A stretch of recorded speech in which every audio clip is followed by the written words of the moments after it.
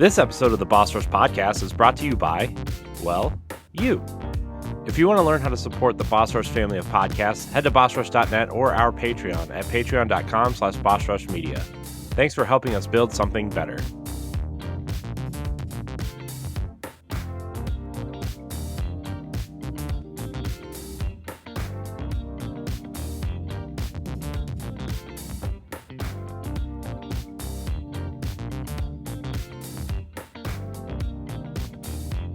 Hello, everybody. Welcome back to the Boss Rush Podcast, a great place to play games and be better. I'm one of your hosts, Corey Dirrig, and alongside me, as always, is the PC muscle race himself, LeRon Dawkins. Hey, what's poppin'? How much money are you spending on that Steam sale, LeRon? I'm trying to spend under $20, so I'm trying to make this the biggest bang for my buck. Yeah. It's fair. Bang. Fair. There's so many games on sale. Like there's an ID at Xbox sale going on right now, and I'm looking at them. Wait, did I miss the idea at Xbox when I was away? I don't I know. I think they announced some things, but I don't think they did the whole. Like the one that they partnered with IGN with, I think is next week. Okay. Somewhere. I think that might be it. You think Also- they're finally going to announce it? Nope. Nope. Okay. Also joining us is the mad pharmacist herself, Stephanie Klimov. One thing I won't be doing anytime soon is pre-ordering all these freaking games. It just dawned on me. I started writing a list of all the games I've pre-ordered that I still haven't gotten yet. And there are a lot, including Glover from Limited Run, that said it was going to be released in Q2 2023. Guess what? It's after July 1st. We're in the third quarter now. Give me Glover! Yeah, well, Embracer is falling apart, so you might not get that till like 2024 now. So No.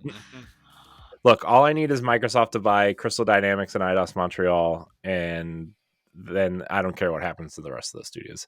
Also joining us is the man, the myth, the legend, PK Power, Pat Klein. Dude, forget about me. Let's talk about the dogs. Puppies! There's two dogs on this show, too. Hi, puppies! Look at the puppies! LeRon just brings them in to draw on viewership. Mm-hmm. Him and his sleevelessness. Yeah. Sleeveless, that's puppies. Puppies. But yeah, guys, I'm definitely old. I've officially reached 40 this year. Ooh. And just to prove it, I can sit down and completely paralyze my lower half of the body. That sounds fun. I didn't want to laugh at that, but the way you said it. I know, exactly. Hey, Pat, you want to hear something fun? Sure. When I lay down, my entire body spasms and is in pain until I stand up. Yep. And sometimes I can't stand up because it's spasming so bad. I've had that happen to me before. It's you're like, I don't know how I'm getting out of bed. And then you just kind of, use your momentum and roll out and fall on the floor. Yeah.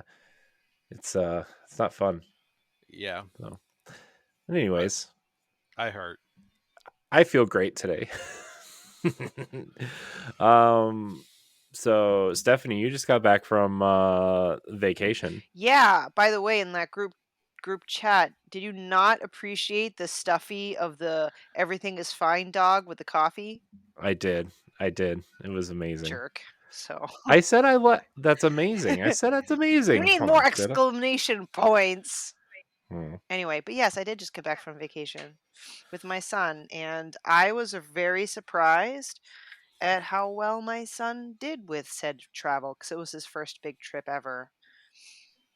So I gotta say, I lucked out. He was a trooper. He did well on both nonstop 6-hour flights from East Coast to West Coast. I didn't lose him anywhere. Yeah. And he just had no meltdowns, no cry. Well, he did cry once, but I'll explain that, I don't know, whenever we get to the actual topic, but it had nothing to do with throwing a temper tantrum or waiting in line. Did you hit him? No. Okay. One of the rides mentally hit him. Oh no. Oh, is it the one that had the picture? No, it actually had to do with the fact that the ride broke down. Okay. And to his credit, it's pretty terrifying when you're on it was kind of a roller coaster, more of like an immersive type, but you're strapped in and you're like dangling and it's pitch black and you can't see or hear anything. So that would be terrifying. What ride was that? So it's the Hogwarts one where you're in the castle. Oh, okay. It's a pretty Okay. cool ride. So again, like you know how it's like it's kind of but not really a true roller coaster, Yeah. but like you Yeah. are moving like up, like back for so like you're being dangled forward and all of a sudden it jerks to a halt, the screen goes blank, and you're just surrounded by infinite darkness. And my Oh son's no. like, "What's going on?" So he starts, like that. I'm like, "It's okay." He's like, "We're gonna be stuck here forever." I'm like, Oh no. I tried not to panic too because I was thinking like Final Destination stuff, and I'm like, "We'll be fine. We'll be fine. We'll be fine." Final Destination 3. terrifying. That sounds terrifying. Or I think there's a 3D one. The roller coaster. One's a roller coaster. Yeah, I think it's Yep. yeah. I don't know. I stopped after the first one because I don't do that spooky, scary mutilation stuff. Nope. Oh man, crazy. Well, I'm glad you had fun. That sounds like a lot of fun. I want to do that someday. Go out there. Did you do Disneyland too, or did you just do Universal? Just Universal. But I think Disney will be next. Silly me for thinking going to Universal would be any cheaper than Disney because it really did not end up being that way. No, it's really not. Dude, to have priority parking at Universal, like to be Mhm. right at the entrance, is $70. I'm like, what Yeah. in the living fuck? Yeah, it's kind of funny. Everybody like is like Disney tickets are so expensive. Like around here, like everybody goes to Cedar Point, which is like one of the biggest amusement parks in the world. It's like 3 hours from where I live, and everybody goes there. And everybody's like, we'd go to Disney, but it's so expensive. And I get like getting there and stuff, but they talking about tickets specifically, which is like $110 a day, and Cedar Point's $95 a day. I'm like, you're complaining about $15? I'm like, sure, some aspects of like inflation, like with food and stuff, might be the case, but like as a whole, ultimately, I feel like you're spending the same amount of money because I blew my budget and I didn't even like buy a ton of shit while I was in the park. I bought some shit. Mhm. But I mean, we also weren't there that long. It was 5 days, but 2 of them were for flying, and you're going across country. That's 6 hours each, and then airport, blah blah blah. We stayed in an awesome Airbnb in LA. It had a pool and a hot tub, and I also got to see my game dev cousin, and my son got to meet his daughter. It was like the coolest thing to see them bond. It was overall like a really great vacation. That's cool. That's so fun. Mm-hmm. Well, we're gonna dive into Super Nintendo World in a little bit because we finally have someone who's been there to talk about it instead of just. You'll be surprised by how I felt about it. To me, well, we'll get to it when we get there, but we'll talk about what we've been playing. I'm gonna go first. What? Yeah. You've been playing games, Corey? I have 2 specifically. All right. Well, 3 technically if you include Destiny, but nobody cares about Destiny except for me. So I've been playing. Admittance is the first step to fixing a problem. Mm-hmm. Yeah. Also, well, the reason why I haven't been playing much Destiny is because the servers have been like really terrible lately. Like they've been down. That's the reason. Every time I go to log in, it's like, oh, code Weasel, your servers are down. Cold. What is code Weasel? They have different animal names for their server outages. Oh, okay. How about code kitty cat? Nope. No. There's a dog in the basement of the tower now, though. Oh, it's fun. But I've been playing Planet of Lana, which is like a Limbo like, but it's very colorful and very fun. And I tweeted out that I was playing it, and Thunderful and Wishfully both tweeted back at me, and their comms people did. So I'm gonna try to get them on some sort of spotlight to talk about the game when it's done.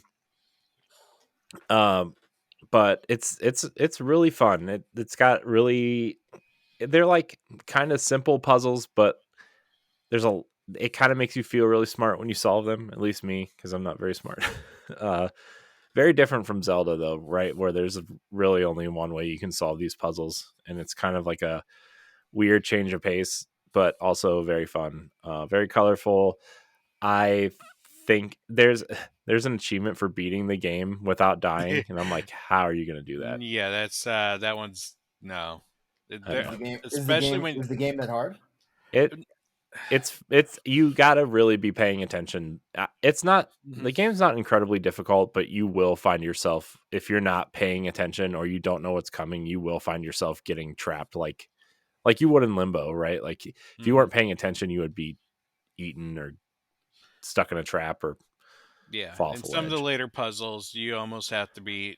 It's not like nitpicky, like precise, but if you like wait more than a second or two, it's Mhm. going to cost you. Yeah. So I think it's safe to say I will not be going for that, mostly because I've already died 3 times in 2 hours. So 2.5 hours. So but it's fun. I'm really enjoying it. And then Stephanie, you're gonna be really proud of me. Really proud of me. I'm defeat Ganon.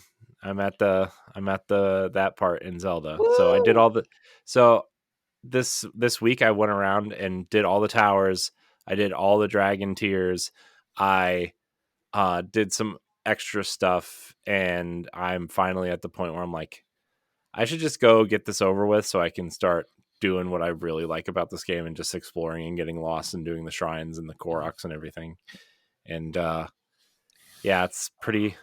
I can't wait to Okay. hear what you think about the final boss sequence, dude. But I'm Yeah. very proud of you. Congrats.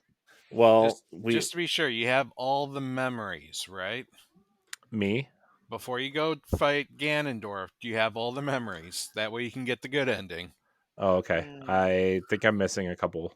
You talking about the dragon's tears? It's the Dragon's Tears and a couple of the other ones that you get, like the Hyrule Castle one Oh, and oh. the woods. Mm-hmm. Yeah, You need those. I think I'm missing 2. So those might be the ones that I'm missing is the Oh, Hyrule I Castle didn't one and then realize that impacts the Mhm. ending. I thought what impacts the good ending was that you get all of the sages. That it might be one or the other. I assumed it's based off of Breath of the Wild and you had to get all the memories, Mm. Okay. but hmm. Either way, I'm gonna go fight Ganon, and we're Yay. gonna put a nice, pretty bow on it for your book club this month. So because we got to get ready for Final Fantasy 16. yep. So, but yeah, that's been a really fun experience. I'm really enjoying just going to the Dragon's Tears or going to the shrines and just doing shrines and getting lost. I got lost in the Sky Islands the other day, like just kind of wandering around, and then there's these like those little catapults that shoot you to other islands. I'm like, oh, let's turn it this way and see where it takes me. And then am fighting some giant construct monster, and then finding a shrine. Oh, this beam, go to where this beam points. Well, I gotta go go do something else so I can get there because this is really hard to do. But it's been fun. It's been really fun. So, Nice. um, I mean, I know we'll save the spoilery part for book club, but just high level, what did you think about all the plot points now that you've seen all the dragon's tears? I think that this story is much more fleshed out than I actually anticipated. Like it started out strong, right? And like I was expecting it to be more of like a traditional, well, more like Breath of the Wild, where like you find the memories and like they tell bits and pieces of the story, but they're not really like, you can watch them in any order Mm-hmm. and kind of like, oh, okay, this happens here and this kind of happens here. But most of them are just kind of like moments in time, right? Yeah. Where this one is more like it's telling a cohesive story. If you watch them in order, you can actually like watch it almost as a movie, pretty much. And like, it's, man, some of it's kind of sad and some of it's like really feels kind of hopeless at points. And then there's like some with Zelda where like I don't want to spoil it too much, but she kind of comes to this realization in some of them Of a what she little needs bit. to do. Yeah.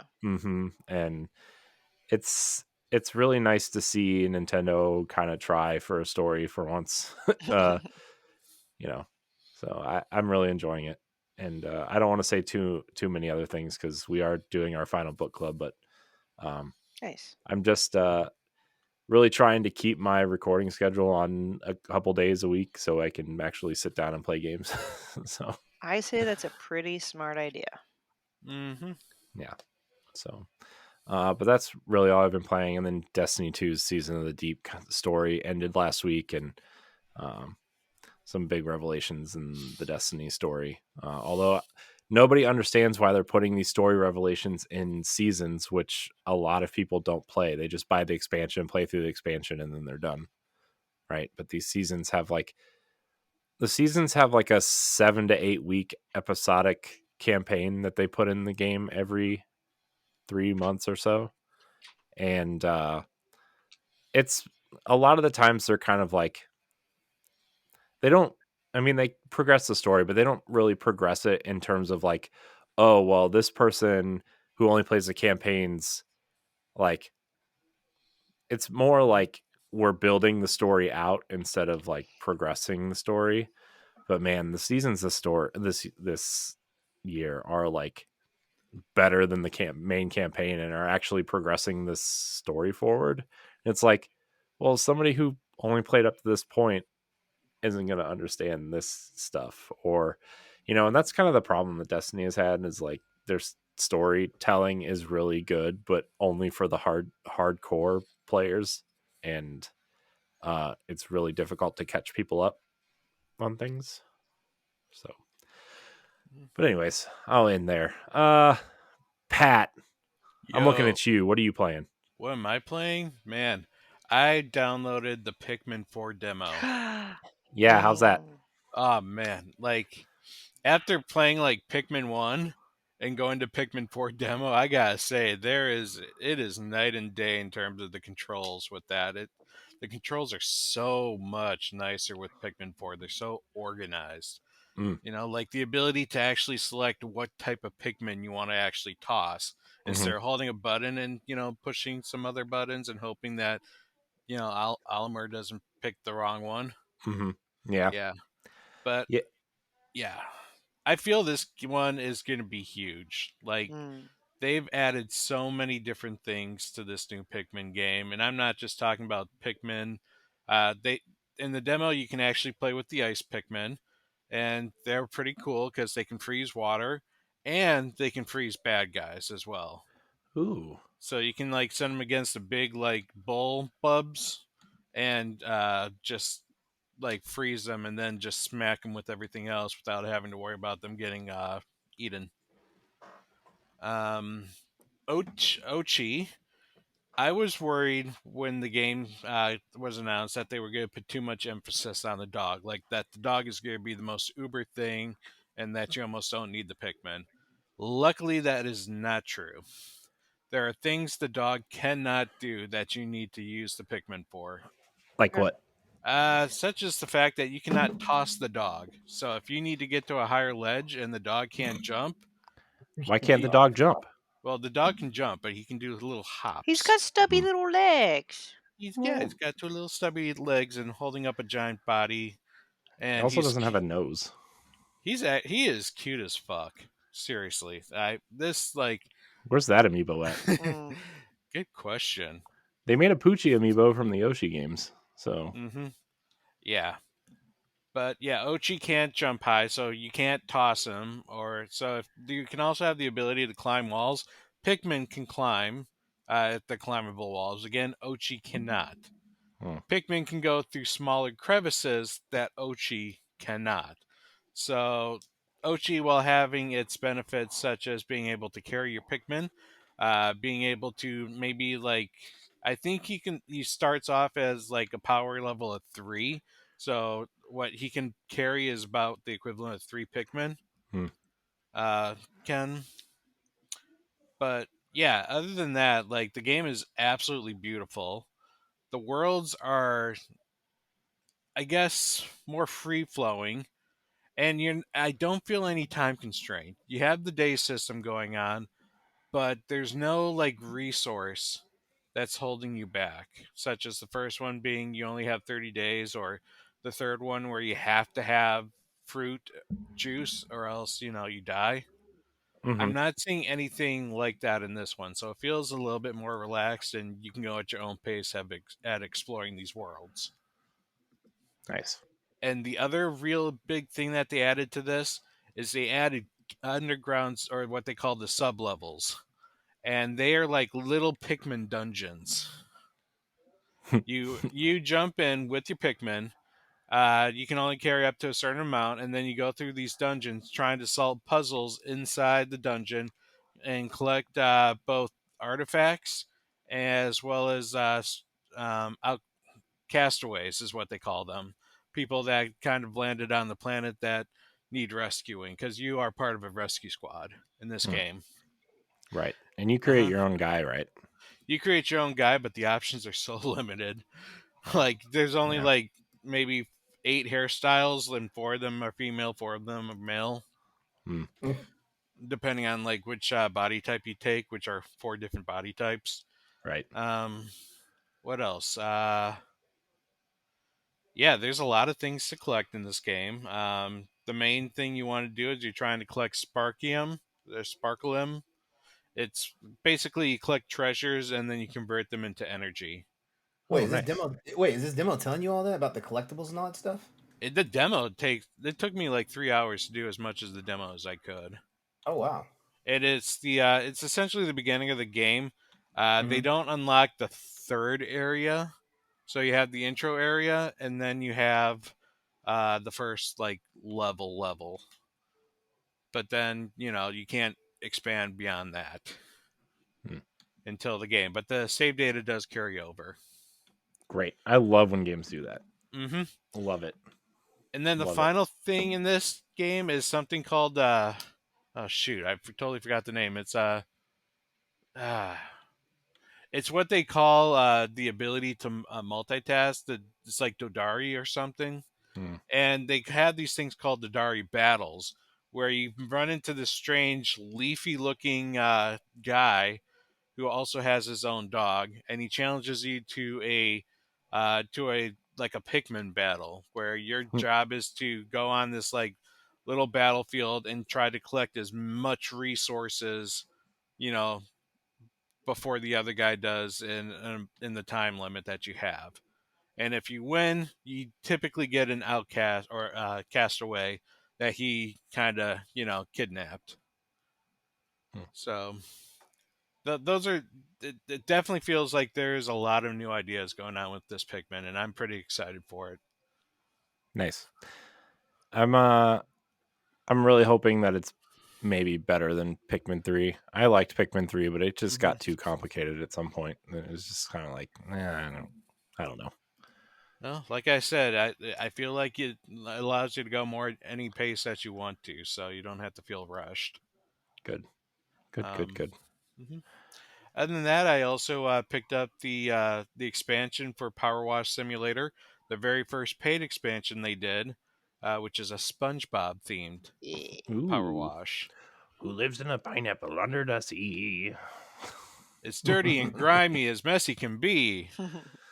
Yeah, it's I love what Future Labs has done with this game. I love that they have brought in different series such as Final Fantasy and Tomb Raider, and now SpongeBob. Real smart move. And from what I understand, the next one I believe is Warhammer 40K is they're bringing in. But this one, it's about 6 levels. One of the reasons it's paid is because they changed all the aesthetics in the game. Everything now looks like it comes out of the SpongeBob cartoon. Your gun, the environments, even the sound effects that like maybe picking up your scaffolding and dropping it somewhere would be more of a cartoonier sound. Oh my gosh, that's awesome. And then like when you watch your character clean things off in the final results, he kind of looks like one of the pedestrian fish that's doing it. Yes. So That's funny. it's a fun little expansion. You have all the SpongeBob characters texting you while you're cleaning the Bikini Bottom and all the Including various Patrick? sites. Yeah, especially Patrick. Yeah, no, Patrick is awesome. I love him. And not just because he's my name. Like, I really wish in another life I could be just like Patrick, just oblivious and happy. That's funny. But yeah, it's fun. If you love Power Wash Simulator, you can't go wrong with this expansion pack. Nice. LeRon, what are you doing? What are you playing? The Rogue Ally. I'm actually having a lot of fun. Like, okay, so here's some quick little updates that since the last time I talked about it, which was last week. I upgraded the SSD, so now I'm rocking a Gen 4 2 TB SSD. And for the people that don't Ooh. know, Gen 4 right now is the latest and greatest. If you're not on bleeding edge, and basically it boasts like really fast like read and write speeds.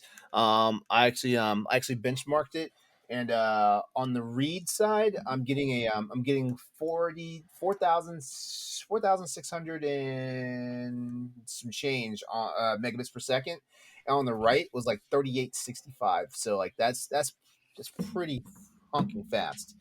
Given that most SSDs are usually in the 3,000 range, but a lot of Gen 4 SSDs, depending on your motherboard, which we're bound by hardware here, like most SSDs in Gen 4 now can get over 7,000 megabits per second in read speeds.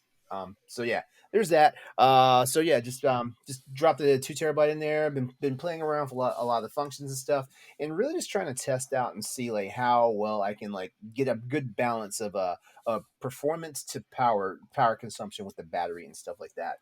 I'm getting there. Um, and been dusting off some of the old stuff in my library. But I'm actually downloading The Last of Us Part 1 to it right now because I want to see how that plays. I've heard some mixed things about it, but I think some people just don't know what they're doing as far as settings. So I'm hoping to like, if I can get consistency as far as like in like the 45 frame mark, I think I'll be happy. Nice. Yeah, so that's it. And just looking at some of the stuff on these on the Steam sale, because like all of a sudden now PC games are freaking a commodity for me. Well, it's not like they weren't, but now they are, because I'm in like horde mode. Yeah. Stephanie, what are you playing? Well, I'm taking this time to kind of. Well, I took the vacation time to kind of hit up what I call. Well, it's kind of a backlog, but not really because they're more recent games. I took a break from Zelda since I beat it, because I don't know. I didn't want to kind of get burnt out on the game because I already spent a crap ton of hours on it, like almost 100 hours. Yeah. So I'm probably gonna wait. Who knows? Maybe when the DLC comes out, or at least maybe till winter time, then I'll pick it back up again.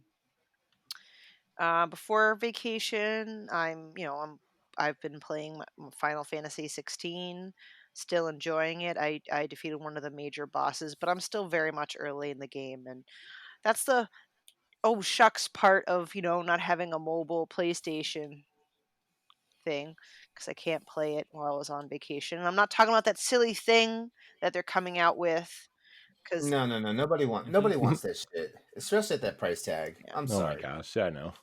Dude, that thing should be $100 at the most. Yeah. So, but yeah, I'm still on that, but I still love it. Love it. And then on the Switch, I beat Nocturnal. It was a solid game.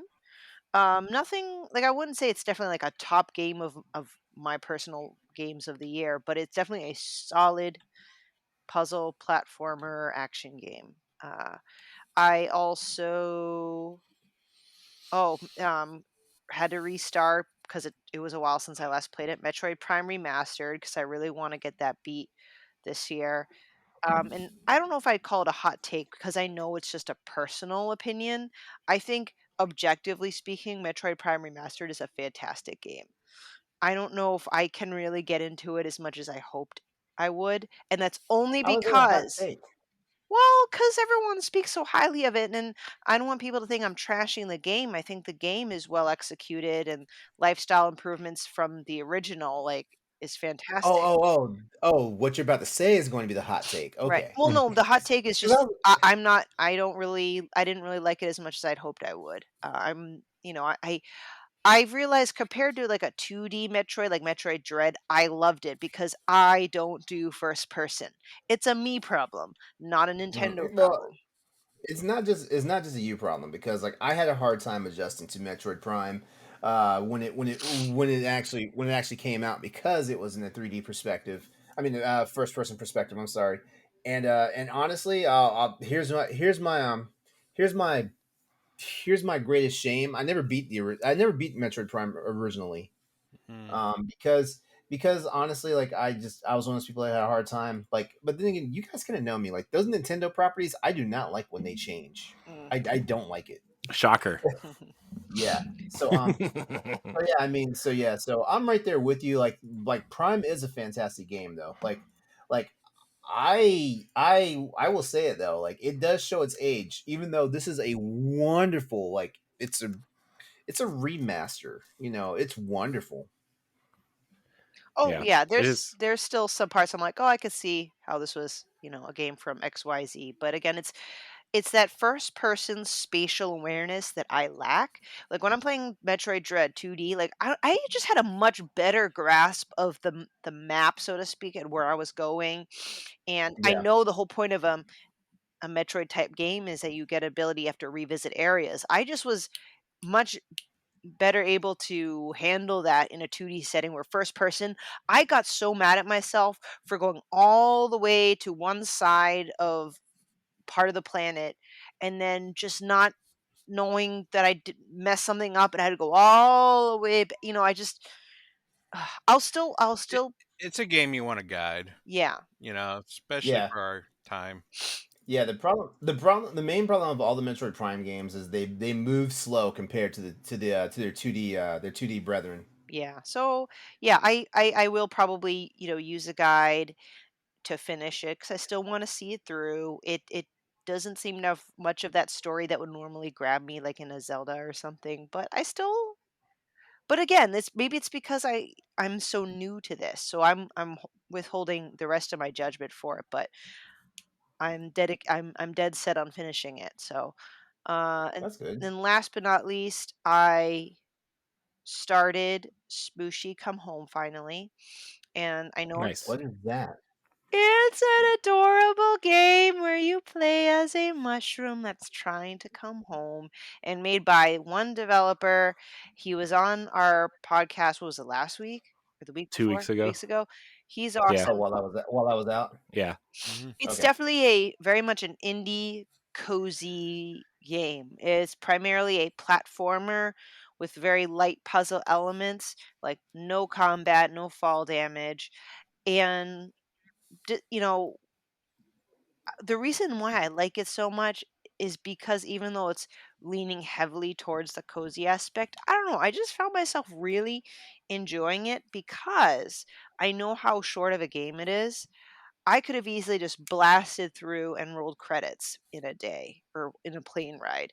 But I actually was like, no, I kind of want 100 well, maybe not 100% it because I'm not that good at gaming, but I actually wanted to solve as many side quests as possible. So I'm actually milking it, which for me is a compliment to whoever is making the game because many times I like Nocturnal is great, but I just kind of like I wanted to get to the end. Here I'm like I want to be in this world as much as I can. Aesthetics are great. It's very Wind Wakery with the cell shadedness. You feel tiny in a big world like Pikmin kind of, even though I can't use that example because I've never played Pikmin, but I'm just assuming that's what it feels like. And the writing's really clever. That guy, some humble onion's really hilarious. so Hmm. So yeah, I'm getting a lot of gaming done, so to speak. So that's what I've been playing. Awesome. Hmm. Man, playing games is fun. I gotta tell Yeah, you. You know, it's talking stressful about though them. when you get too much because there's so many things I want to try and beat. Especially, there's a couple games coming out within like this next few weeks that I want to get to, Mhm. but What's coming it's out next? Pikmin well, is coming out. there's one called Rain Code. Oh yeah, Uh, and unfortunately, I ordered the collector's edition, which doesn't come out until like July 14th. Hmm. But then there's also Oh shoot, what was the other one? The Trails into Reverie part. The next Trails game comes out this week. I still gotta get through Trails through Azure and Trails of Cold Steel 4. Okay. Okay. I'm trying to think about the rest of the year, man. I still need to play Final Fantasy. I still need to play Star Wars. I want to play Assassin's Creed when it comes out. Um, There I are. just Oh, go ahead. Sorry, finish. I just got a Plague Tale Innocence on sale. Like, I really want to play that because people keep saying that it's really good. So, and there's an Xbox Series X and S optimized version of it now. So, Ooh. Then to think in 2 months, Corey, Starfield. I know. Oh. I'm That's excited. That's what I'm waiting on. I'm excited to try it out, but that game is way too big for me. I think at this point, like, it's just I don't have time. I already have a space game, and there's only 8 planets in that game. So, See, this is where where I've kind of forced myself to not look at sales because I bought a shit ton of games on the same sales that we're seeing this year last year, and that's how my backlog got just infinitely worse. So I'm like, no, this year, like, I'm gonna only focus on the games that I want to play, not just yeah, because I developed a bad habit of buying games for the simple fact that they're on sale. Maybe I did genuinely have interest in playing it, but that wasn't the primary reason. So, welcome to being a gamer. right. Buying games when Yep. you don't play them. And a lot of the games that I ordered from Play Asia are about to come in any day now because Ghost Trick just came out. So all they held the order until Ghost Trick got released. So I'm getting Ghost Trick. Is that am I calling it right, Pat? Ghost Trick? Yeah, Ghost Trick. Ghost Trick and Melon Journey and one other game. So I'm like three. Space for the Spa- Unbound. Pat knows. So I have 3 more games coming. So. And she has to play a Space for the Unbound. Oh, there's Yeah. no doubt that I'm not. Mm-hmm. Plus, there's a new 2D Mario game coming out this year that I'm like super amped for. Like that game like instantly jumped to like the top most anticipated game for me of the rest of the year. New 2D Mario, ready for it. I'm not. I'm kind of lukewarm on it. Well, I'm I just excited for it. I just I I'm wasn't just I I'm wasn't just saying it to I know, I'm just harsh you or something like. I'm just pulling your whatever. What You are you pull, I pulling guess. on? I don't know. Yeah, I see it and I see the excitement and I know it's well deserved and everything, but I think I mentioned it when we kind of did the recap of the direct. I was like, man, I don't know, like I'm starting to feel like even the 2D Mario games starting to get too complicated. That's a little bit of my fear. When I saw it, I almost kind of was mentally overwhelmed, but I'm like I said, I'm like I'm just who knows? Nintendo does have a way of making gameplay just work. So we'll see. I don't know. Yeah. But I mean, I myself am looking forward to it because see, now I'm just starting to think maybe this could be a topic for another day. Like certain franchises I enjoy more in a 2D setting. Like I like Mario better 2D. I like Metroid, I guess, for now, more in 2D. Zelda, I prefer 3D. Like I don't know. Yeah. That'd be a great topic. Maybe we'll write that down for next week, Write that down, actually. write that down. Write it down. I'm actually making the doc right now. Don't mind me. Do-do-do-do-do. Yeah, I mean 3D Mario doesn't really do anything for me. You know, like I liked Mario 64, but that was the last 3D Mario game I finished.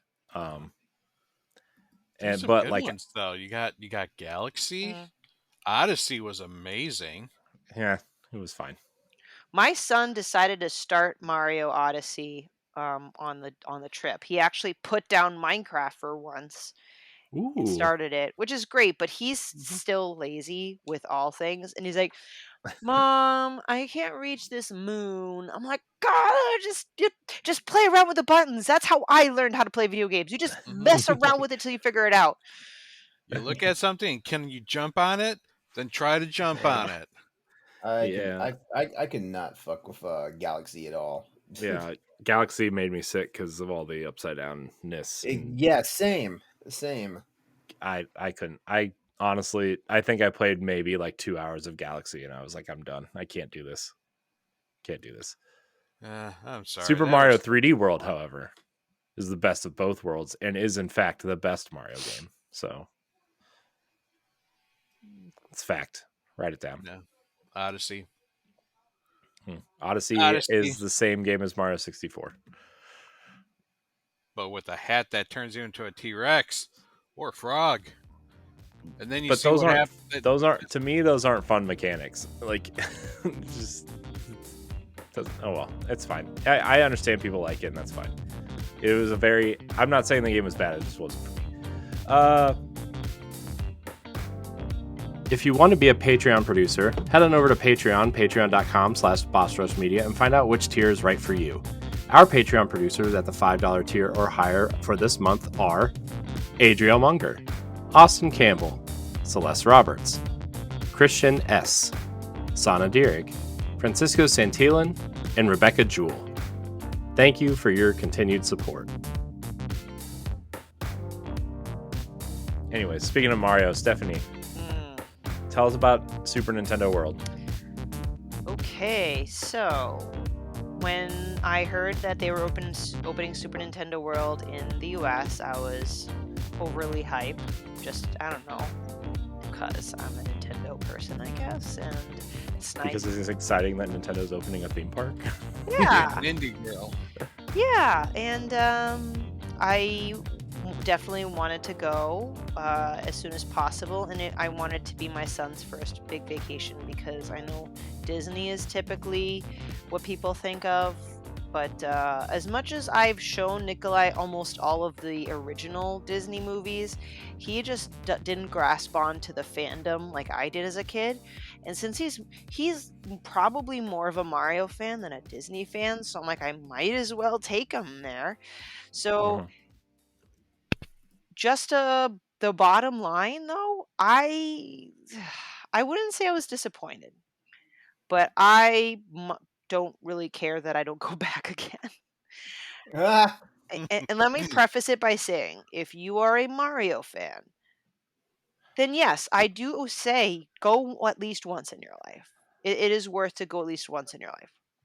Would I go again? Probably not, because it is small, it is cramped, and it not normally would not be a problem for me, but holy shit, that place is packed as fuck. Now, granted, I went as soon as it was summer vacation, but I went on a Friday. I was hoping a weekday might make it better.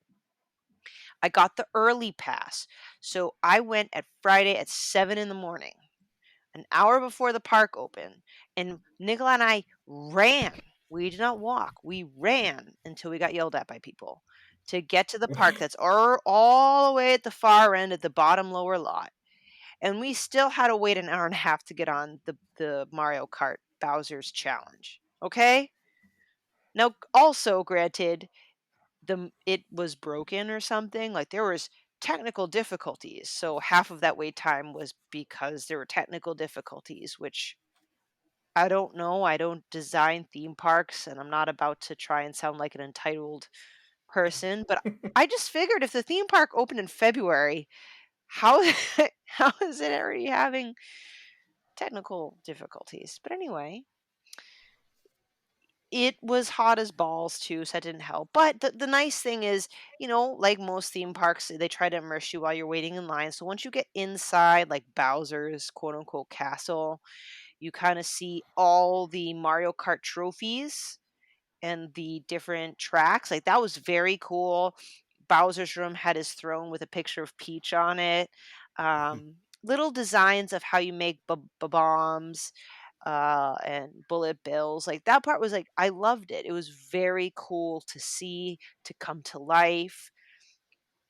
When it came down to the ride itself, they give you a little Mario hat. Mine stank of sweat. I don't think they cleaned them. It smelled really bad. And then you clip on your immersive glasses things. Okay. So is it like augmented reality? Yes. Okay. And then you sit in your cart and then you go really slow while I guess so. The point is you're racing, and as a team, you all need to turn in the direction that you're directed. Obviously, you're more successful if you've all turned in the right direction at the right time. Also, you shoot Bowser's team, and the way it works is there's buttons on the steering wheel to fire, and it'll fire in the direction of where your eyes are. So that's cool. So if you see Iggy or something, you look at Iggy, you press the fire button, and you shoot the shell. It's cool, but for augmented reality, the graphics really kind of sucked. Like compared to I don't know, it looked really bad. It looked really bad. Mario fans out there like, this woman is mean. And I know this is why I feel really bad. Like this is coming from a Nintendo fan. I'm not intentionally trying to rip into this because I have a grudge against Nintendo, like some people. But just kidding, LeRon. Just kidding, just kidding, just Name kidding. names. No names. And then at one point, I also couldn't tell if it broke down, but we were literally just sitting there. There's a Mario Kart track where you got like this magma Bowser that's punching the tracks, and he shakes the track. And as soon as that happens, everything like went dark for a second. I'm Oh like, no. okay. And then like 30 seconds later, it starts back up. I can't emphasize the fact how slow it is. It doesn't need to go like 40 miles an hour or something crazy, but it was very noticeably slow for me. And then by the end, everyone was saying, "That's it." Yeah. And then we took it off, and then we left. And I was very disappointed in myself, saying, "I cannot believe I paid extra money, woke up early, raced to this for that."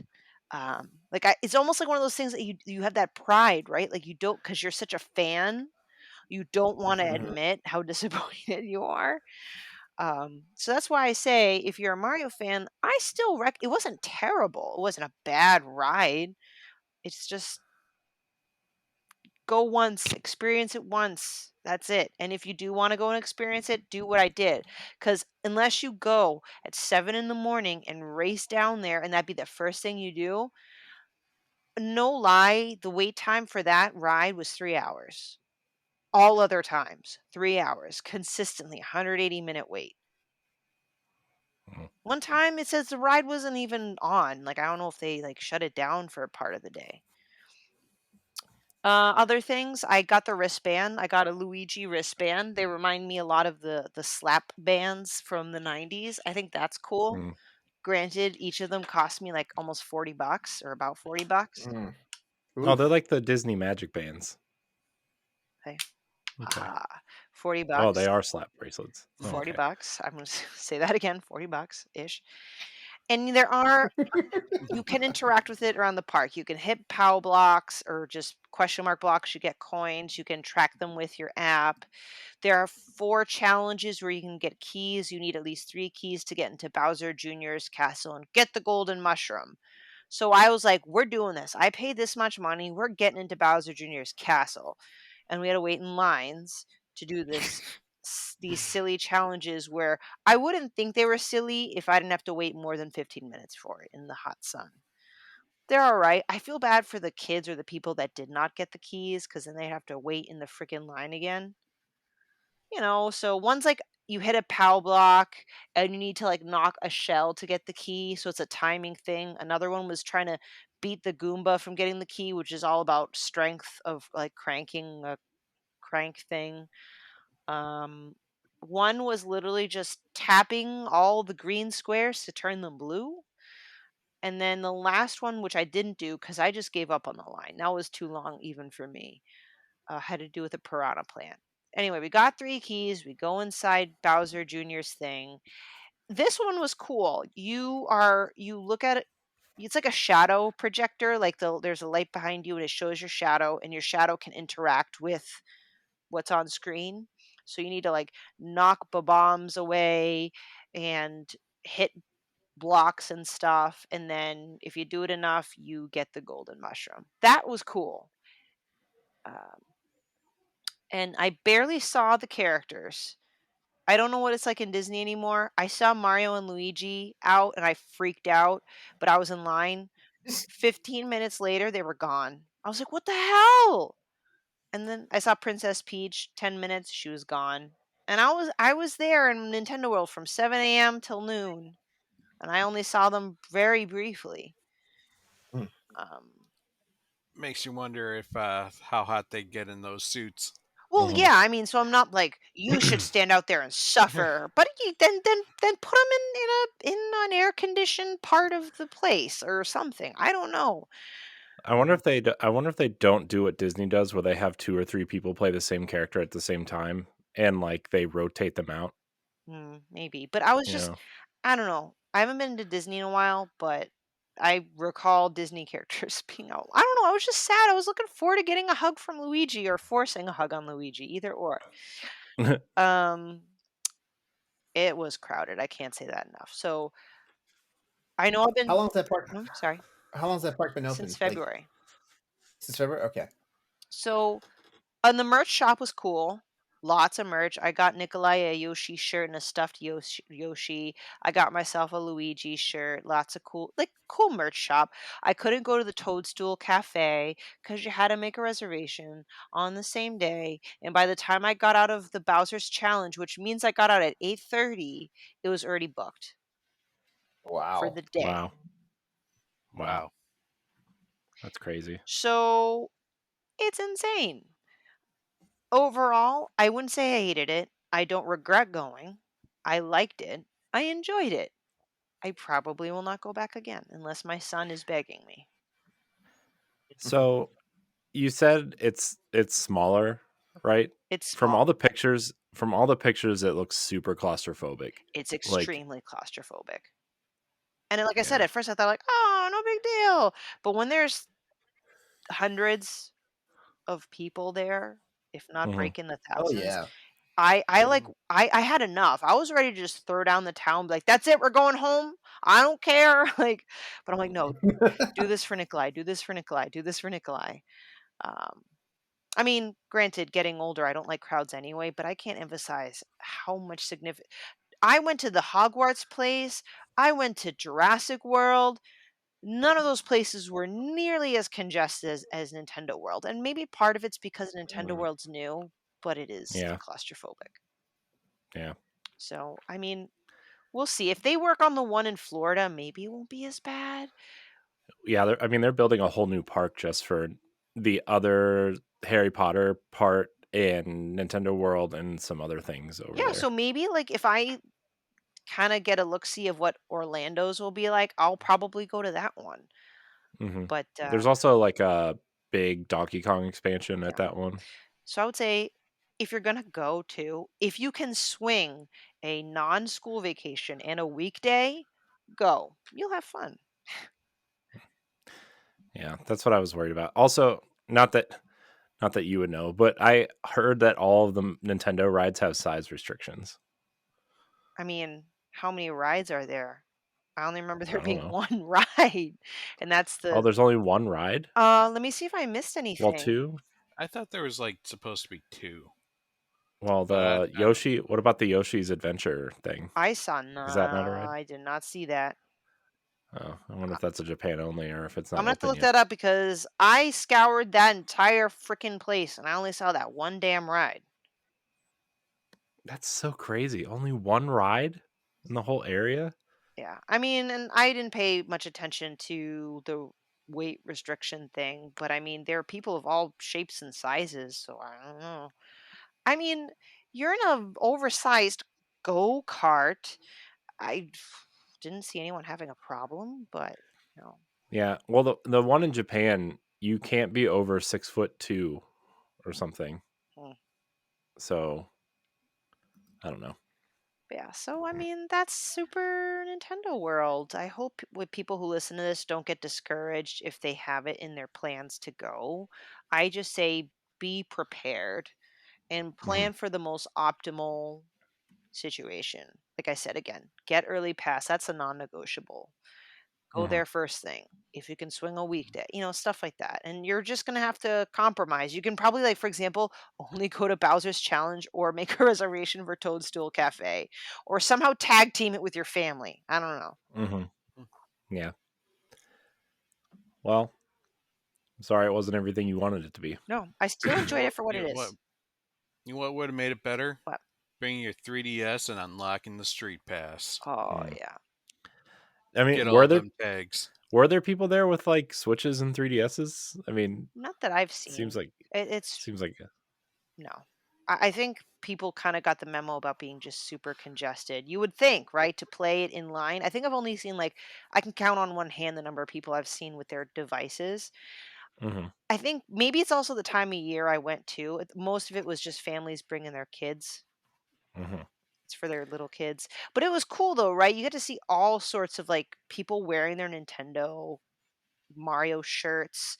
Some people were like an entire Mario Luigi getups. It was kind of insane. And those Princess Peach get-ups, right? Yeah, yeah. Mm-hmm. The bride to Wow. be. Wow. I the when they first kind of revealed this park, they said you were going to be able to use your Switch to unlock certain things, and I don't know if that ever came into. Oh, Yeah, I mean, I don't know if because they were going to make like a Nintendo World app that you could like, use the NFC reader in your Switch and you could unlock certain things or yeah. I think whatever. for But now, I only have access to something Nintendo World related through my Universal's app. What is it doing?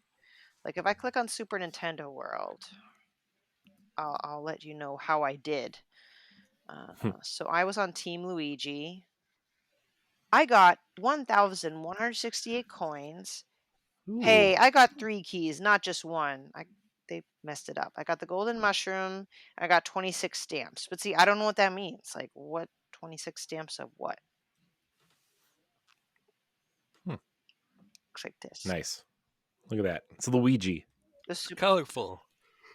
yeah, the end. All right. Well, that's fun. I'll we want to go to Universal at some point just to see the Harry Potter stuff, so we might do the Nintendo stuff too while we're there. I mean, The, we would if we were the in, but Hogwarts one, I loved it. yeah. Loved it. The following day, we went to Hogwarts Place first and we went on the Flight of the Hippogriff 5 times without waiting in line. Ooh, nice. Nice. Both their rides were fun, and Hogsmeade was very immersive. My son, who saw me play Hogwarts Legacy, goes, "Whoa, mom! This place looks exactly like in the game." I'm like, "Yeah." Hmm. I honestly, that was my favorite part. Yeah. That's I love watching videos of the Harry Potter stuff. Super cool. All right. Well, we're going to get into our next topic. Where is the doc? I had it open. Oh no. So there's been a lot of rumors about the PlayStation 5 Slim coming out this year and mid-gen upgrades because the consoles can't hit 60 frames a second. So I want to talk about mid-gen upgrades. Are they worth it? Are they not? Should they just put out new boxes sooner? I don't know. LeRon, you're the PC guy. I want your opinion first because this I, seems like something you would. I feel like they should put out. I feel like they should put out new boxes sooner. I do. Only because like I mean like it's one of those situations where like people buy these systems and like if the systems don't have the flexibility themselves like to just make updates, which they're getting better now because I mean like you can drop like SSDs in them now. Like the moment you can start doing like stuff with your RAM and stuff, like that's gonna be a game changer, you know. But uh remember back in the day when a new system came out was more like just a refresh for how it looked, Mhm. or they slimmed it down so it wasn't like some gaudy device like sitting on top of your desk or your dresser or your dining room or your living room table. Yeah, like the PS2 to the PS2 Slim. Remember that? Oh my god, that thing was fucking nice. Like, man, you could slip that into your bookshelf like it was a book. I Like know. basically. Yeah. And I'm not saying that there's anything bad about the fact that like we get new consoles that like are more powerful than the ones that are out there, but like it's kind of a slippery slope because like we're in this will they or won't they phase right now with like for example when the when the Switch OLED came out, like before wound up being the Switch OLED and stuff like that, there was a lot of speculation that it may not be backwards compatible. Well, it may not be completely compatible with the existing Switch games, meaning that, like certain games would come out that only use that hardware. Of course, like it just came out being a glorified Switch that was $50 more expensive and had a new screen. To be fair, the screen is pretty nice.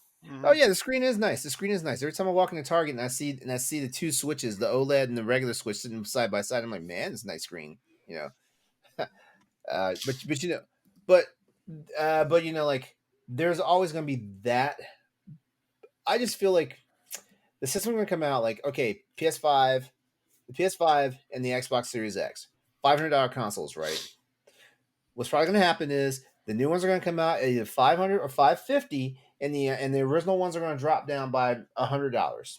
And then like then you got the situation where like people, and it may have a cosmetic redesign. It may get slimmer, or may get more sleek or whatever and stuff like that. But I don't know. I just feel like sometimes it feels like they're just trying to bilk us for money sometimes, because like a lot of people will buy the system and then they'll go out and buy the new system and stuff like that. It's like, I get it, spend your money however you want to, but at the same time, it's like I feel like we're the symptom of the disease sometimes, because like we get the companies, put them out there, we snap them up, and like there it is. Yeah, but remember when Sony like put out the PlayStation 4 Pro and then they kind of Yes. stopped producing them because the hardcore bought them and then nobody else bought them? Like, Yeah. and they started putting that slim console out, and that was like the only thing you could find for a long time. And still to this day, like they put the slim PS4 out. Yeah, I never bought the PS4. I never bought the PS4 Pro. I basically ran the wheels off of my PS4 original, and then like right now it resides in my boyfriend's place. He plays it. Mhm. Yeah. And he doesn't complain about it at all. Yeah, I definitely think the PS4 Pro had less of a there was less of an incentive to upgrade to the PS4 Pro than there was from like a base Xbox One to the Xbox One X. I think, Uh-huh. I mean, that power was significantly more. Now I didn't track like what the One X was doing versus the Xbox One. Can you? Don't worry, can you tell me? Microsoft did not tell anybody numbers of the Xbox One. I think it sold around the entire family sold about 51 million units at the end of its life cycle. I do think a lot more people bought Xbox One X as opposed to the Xbox One, or like traded up for it. But I don't really know how that split was. Was there a big draw? Like what was it packing essentially that made it a must get for a lot of Xbox gamers? Well, first of all, the base Xbox One could really only output at scaled 1080p. I think most games were running at 900p or lower. That was like the big thing with The Witcher, was running at like 720p, and Rise Son of Rome was running at 900p, right? That's like the big meme on the Xbox side of things, is like the best 900p game you can buy is Rise Son of Rome. And like the other thing too was like 3 gigs of the 8 gigs of RAM. 8 gigs? No, 16 gigs. How much RAM was in that console? 8 gigs sounds about right. 8 gig. A major portion of the RAM was utilized for UI and Connect functionality, and they only patched that out once the Xbox One S came out. And so they like developers could utilize more memory finally to develop games, and it was just like this big cluster. It's just the Xbox One X was such a superior console in every way compared to the X. I mean, to the Xbox One. Compared to the Xbox One. Yeah, and they were touting true 4K. They were touting teraflops too, which I'm like, I don't really understand what that means. I think it was like, I just read that apparently because of the leaks from Microsoft's battle with the FTC, Mm-hmm. the PS5 Slim will likely launch at $400. Yeah. Which now does that mean it's just basically a slim version of the current PlayStation we have, or Well, is there going to be? Yeah. the Okay. the rumor is that they want to go down to one SKU, Mm-hmm. and they're going to sell a removable disk drive for those who want a disk drive. Mm-hmm. And so this is going to be kind of a system that you can take apart and do things with. Okay. Okay. See, I didn't read that much on it. Like, I haven't been really keeping like the whole dump from the FTC stuff last week. Mhm. Just really killed my batteries for gaming news. Which I'm kind of glad, like Crossroads, we're not recording anything right now because it just really like took it out of me. Yeah, I mean, I think that's why I'm glad we do this show this way and not checklist all the news stories of the week, right? Because it's just like, Mhm.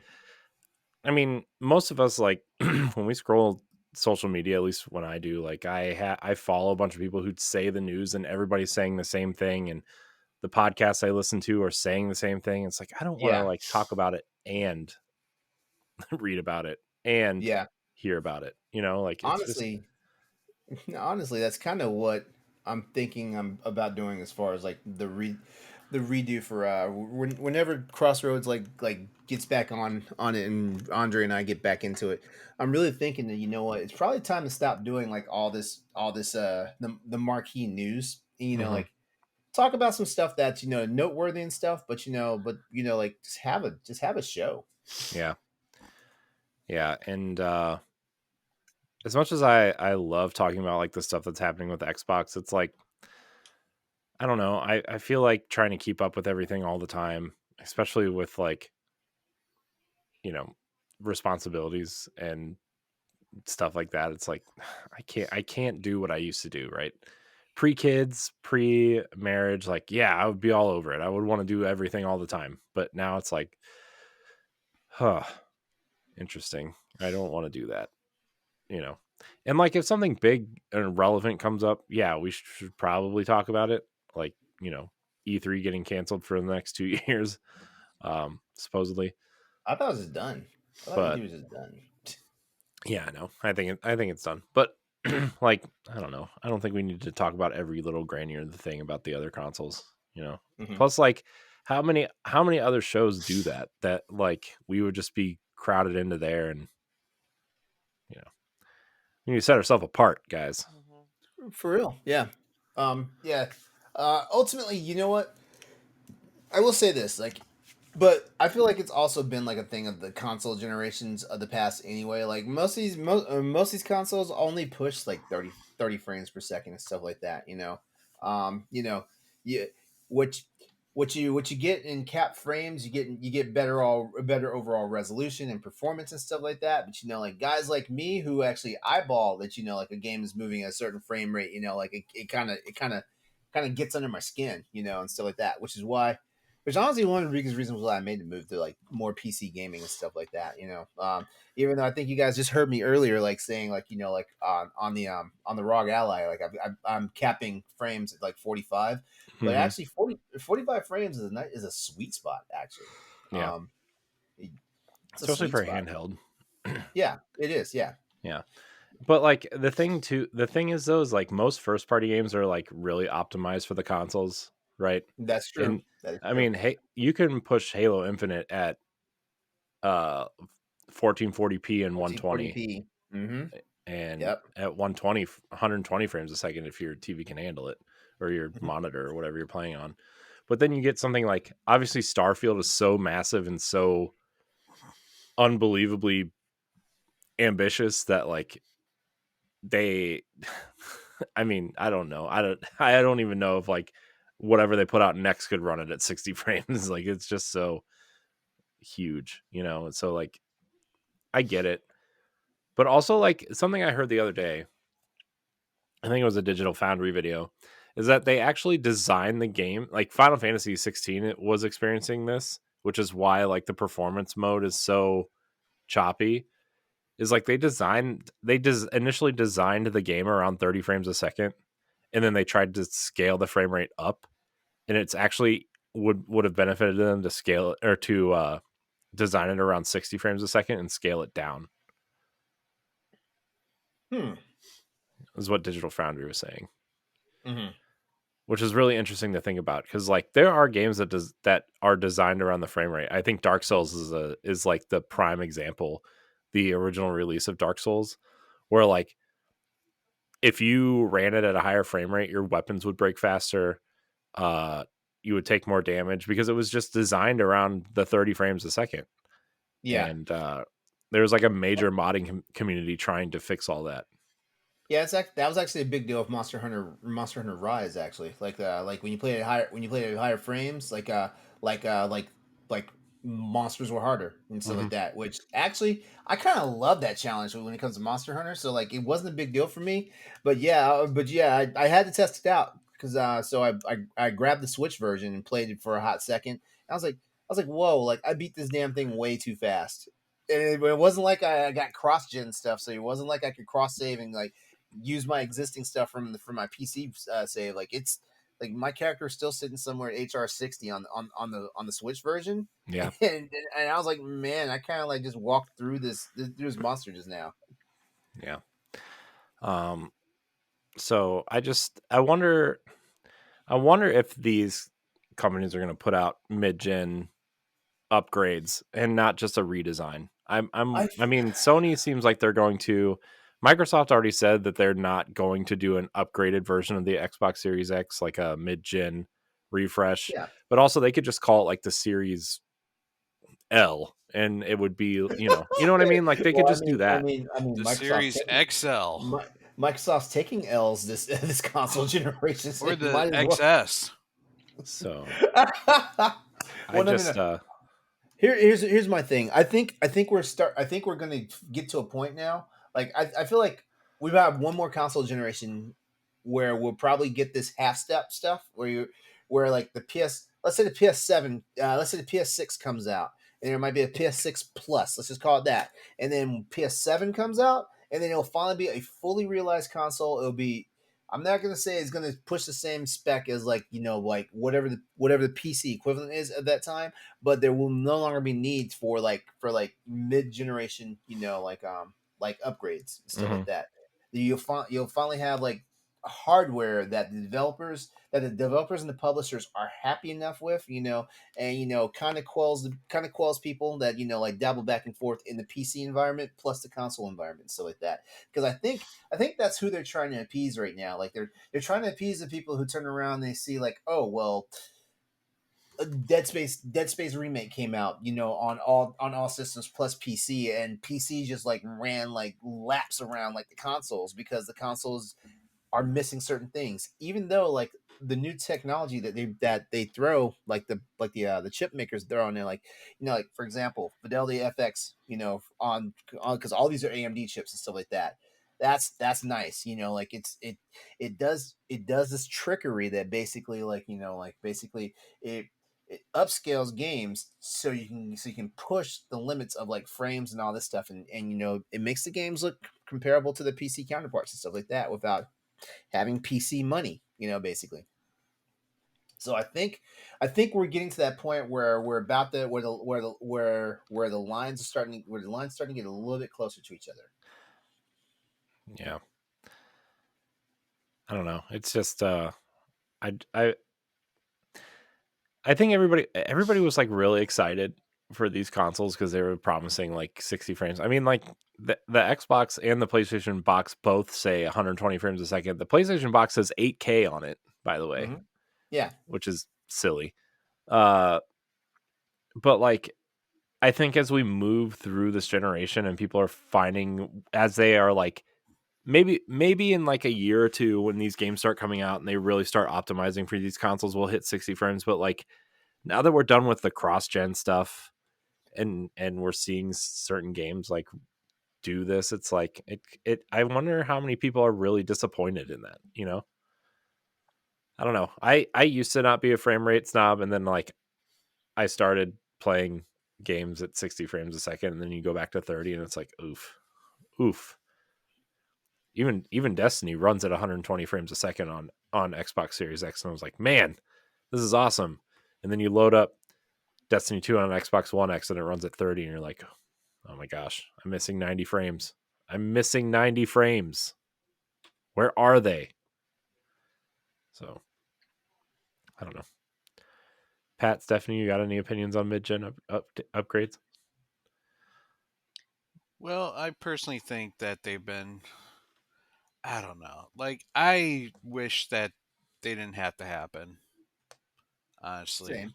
like I want to see a whole like I'm not one of those guys who like to get the latest and greatest upgrade. You know, I like my time, like space between them, and I feel even like a 7 year console cycle is still too fast. Mm-hmm. You know, let the consoles live for like a decade. Mhm. Or at Yeah. least the 7 years. At least the 7 years they're promised to live. Yeah. I get that point, Uh, but just to provide a perspective of someone who initially wasn't a hardcore gamer or didn't follow every single bit of news like I do now, um, I almost kind of appreciate in some way, shape, or form a mid-gen update, if done so appropriately. Like, I was not the kind of person to get a console day one. And when they released the PS4 Pro, I actually really appreciated the slimmer design and I really loved it. I don't know if maybe it would make more sense to have mid gen updates more kind of like how Nintendo did it, where they came out with the traditional Switch, then there's a Switch Lite, then there's well, I don't know about Switch OLED, but like, because one is more kid friendly, maybe if there's a varying price points, you know, providing options for those that aren't as hardcore in the gaming industry, I feel like it could be appropriate. Just kind of to throw it out there for the more casual gamer. Yeah, I mean, you see that with the Xbox Series S, right? Where it's like it's $200 cheaper than a Series X, right? I mean, that's $200 is not cheap, right? I mean, that's a big jump. And for people who don't care about, you know, fidelity or frame rate or whatever, and maybe they're playing on a 1080p TV and they want to play, it's the perfect kid box, honestly, for like Minecraft and Fortnite and maybe a Game Pass game here too if you get Game Pass, right? Like that's kind of what that box is meant for, I think. And like the Series X is the hardcore gamers box at this point, I think. Um, so I don't know. I like both consoles, but the Series S does have some frame rate issues on third party games. So because they're not greatly optimized. Also, something that doesn't get talked about enough on the Series S is that the backwards compatible games don't come with the bells and whistles that the um, Series X version does. So like, Interesting. there's no upgraded textures, there's no frame rate upscaling, like any of that. They run the Xbox One S versions of games and not the Xbox One X versions of games, and they don't have the nice upgrades that the Series X provides. Man, what were they? What were they? I swear, it's like, what were they thinking with the Xbox Series S? Because like it doesn't really feel like it's a next gen system, if that makes sense. Well, For the technically, most the part. Xbox One X is more powerful. It's just the Yeah, CPU is better in the like way better in the Series S. There's a the really Series nice S break. was meant to be the competitor for the Switch, if I remember. Yeah, and it was Japan, like Mm, Microsoft was trying to get a foothold in Japan, and this box is super small, and a lot of people that live in Japan kind of live on top of each other in small apartments and don't have a lot of room. And they thought maybe this console would be appealing to those people. So I don't know. Anyways, just like, just a hey, topic. Mhm. like just to say real quickly, looking at my PS5, given this gaudy size, but I love my PlayStation. If they released a Slim and it wasn't ridiculously expensive, I'm all for it. Will that happen? Probably not, because if they do release a Slim, it's probably going to be just as expensive. But I Yeah, I imagine I it's going to be feel like $400, and the drive is going to be about $100 if you want a disc yeah. drive. Yeah, I feel like honestly, I have a PS5, so there's no reason for me to get a Pro or whatever they decide to call it, because I have a gaming PC. You know, like shit. Like if it's gonna become a wrestling match of like how I'm gonna play the best version of this game, like we already know who loses. Mhm. And I'm thinking, what more performance upgrades can the PS5 actually get?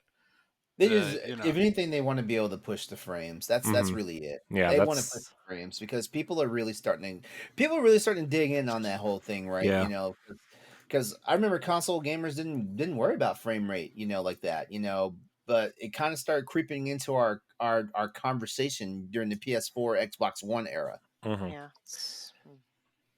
Yeah. mhm. Especially when a lot of those 360 games are starting to get remastered, and they were running at 60 frames instead of 30 and Hmm. at 4K, and it was like, oh, well, that's nice. That's really nice. Yeah, this is nice. Yeah. Uh, Do you think it's not fine. It's nice. Yeah. it's not exactly on topic, but topic adjacent, and this will be really quick. Do you think consoles, as far as pricing goes, is going to kind of go almost the way of cell phones? And I'm just talking about, you know, iPhones now are over $1,000 or if you want like a Mhm. really good smartphone. But back in the flip phone days, now granted they weren't smartphones, so there's a lot of factors here. They just weren't that expensive, and they're only going to get more expensive, even though we've now mastered the technology of a smartphone. So, do you think consoles are going to go that way, where maybe we'll eventually have $1,000 consoles, and that'll be like the only price point? Like, are we just creeping up? No, No. I think my opinion is that the technology in the consoles is going to be limited by the $400 or $500 price point. Okay. Yeah. So Yeah. whatever they can fit in that box for that amount of money is what you're going to get technologically. Yeah, it's Yeah. I gotta be don't. doing. It's gotta be doing more than just play games to be worth $600 for me. Yeah, Yeah. yes. Because here's the thing about it: like, you can get a good gaming laptop that plays better than these current consoles, and I'm Mhm. talking about the Series X and the PS5 that plays for just over $900. Mhm. Yeah. And So honestly, the console market was designed to be for people who did not either want to spend the money for a high powered PC or did not want to you know, just spend a lot of money for something that is a passing hobby for them. Like gaming back when console gaming when it first came out was more of a niche thing than it is now. mhm. Hmm. Yeah. Yeah. Console gaming is also for the person who spent a ton of money on two gaming PC and they both died within a year. Hmm. All I'm gonna Or say for is people who Corey. are too All I'm gonna say, stupid. Corey, is let me build your next PC. No, I'm not building another PC. I refuse. It's such a My shame. excuse is I'm just too dumb to build something that good and then understand how the computer works. Hmm. There's too many like tweaks that you have to do to it. I don't know. Yeah. I feel Honestly, I can build you a very good gaming PC that you wouldn't have to worry about doing any tweaking and stuff like that. Like That's what the it'll last have two the, people said. well, they weren't me. That's what the second person said. that's what the one. No, I'm done. I'm done with gaming PCs. I'm gonna be a console gamer for the rest of my life. I don't care. Um, and I mean, Ain't no shame in that. Ain't no shame in that, man. I just I respect the PC gaming market. I do. I can't do that again. It's just one of those things in your mind that like it's like when you love a food, right?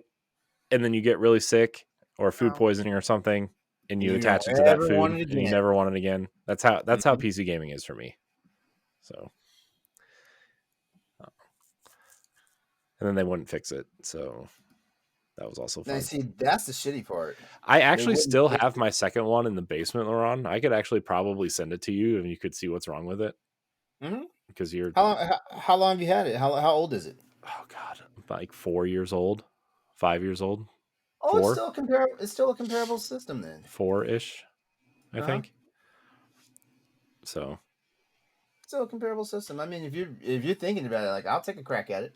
yeah, still down there. Maybe we'll talk later. So, but I think we're gonna wrap it there. We'll save these other topics for next week, along with the awesome one that Stephanie already brought up that I already have on a doc. Yay. Yeah. Yeah.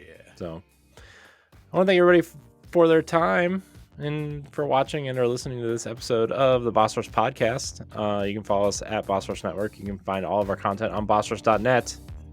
Subscribe to the YouTube channel. We've been gaining some subscribers there lately. Very nice. Thank you for subscribing. You can also support us on Patreon for as low as $1, and you get a bunch of extra stuff and cool stuff early. And yeah, if you're listening on free feeds, leave us a review. And yeah, I want to thank everybody for watching and or listening. Until next time, we love you. Goodbye. Bye. Don't get old. Take care. The Boss Rush Podcast is a product of Boss Rush Media, LLC, and is recorded from our headquarters in Akron, Ohio. This show is produced, written, and directed by me, Corey Dirrig. My co-hosts are Stephanie Klimov, LeRon Dawkins, and Edward Varnell. You can find Stephanie at Klimov_author on Twitter and Instagram, as well as on the EXP Cast. You can find LeRon at Exodus803 on Twitter, Instagram, Twitch, and YouTube, and also on Crossroads, the video game podcast. You can find Edward at ThatRetroCode on Twitter and Instagram, as well as hosting Nintendo Power Block. You can follow me on Twitter and Instagram at IamCoreyInHD, and find me hosting Tower Casuals, the Destiny podcast, and co-hosting Nintendo Power Block. Find the Boss Rush Podcast on all social media platforms at Boss Rush Podcast. You can also follow Boss Rush Media and Boss Rush Network on all major social media platforms. Join the Boss Rush Network Discord and Facebook groups to interact with other friends and fans. Thanks for listening, and we'll see you next time.